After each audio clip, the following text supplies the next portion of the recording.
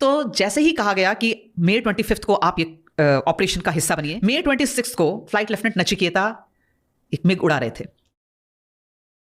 उन्होंने दुश्मन के पोस्ट पे एक रॉकेट ड्रॉप किया जो रैरिफाइड एयर की वजह से निशाने पे नहीं गिरा। उनके जो इंजन था उसमें सर्ज हो गया और उनके इंजन में आग लग गई और प्लेन जो है वो पत्थर की तरह नीचे आने लगा। ही इजेक्टेड, माने वो बाहर निकले, लेकिन निकलते हुए उन्होंने अपना मेडे कॉल जो था वो पीछे अपने हेडक्वार्टर्स को दे दिया। उसी समय एक और मिग आसमान पे था जिसको स्क्वाड्रन लीडर अजय आहूजा उड़ा रहे थे। He was on a reconnaissance mission.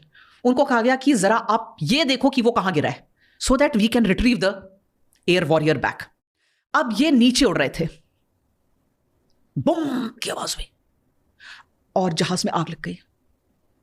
नीचे से जो पाकिस्तान की फोर्सेस थी उन्होंने shoulder mounted surface to air missile, जो स्टिंगर मिसाइल्स थी, वो फायर करी थी और उस मिग में आग लग गई।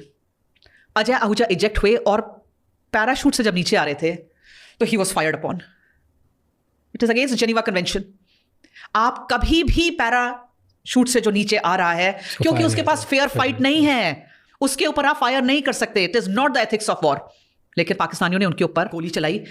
जब वो नीचे गिरे तो पॉइंट ब्लैंक रेंज पे उनके ऊपर गोलियां मारी गई। His bones were shattered, his body was like अ छलनी। अगले दिन एक Mi-17 जहाज हेलीकॉप्टर, उसके ऊपर भी ये मिसाइल का अटैक आया। Indian air force went back on the drawing board. Beach operation में उन्होंने अपनी ऑप्स की स्ट्रैटेजी को रिवर्क किया। तो अगर इंडियन एयरफोर्स जंग के बीच में स्ट्रैटेजी रिवर्क कर सकती है तो आप और हम किस झाड़ की पत्ती हैं? माने ईगो नहीं होनी चाहिए, हम कभी भी करेक्शन कर सकते हैं लाइफ में।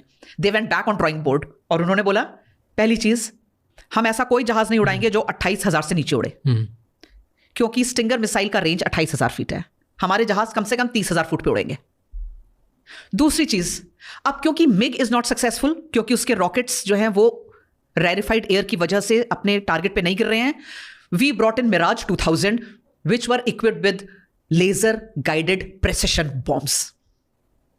उसके बाद क्या हुआ वो दुनिया ने देखा।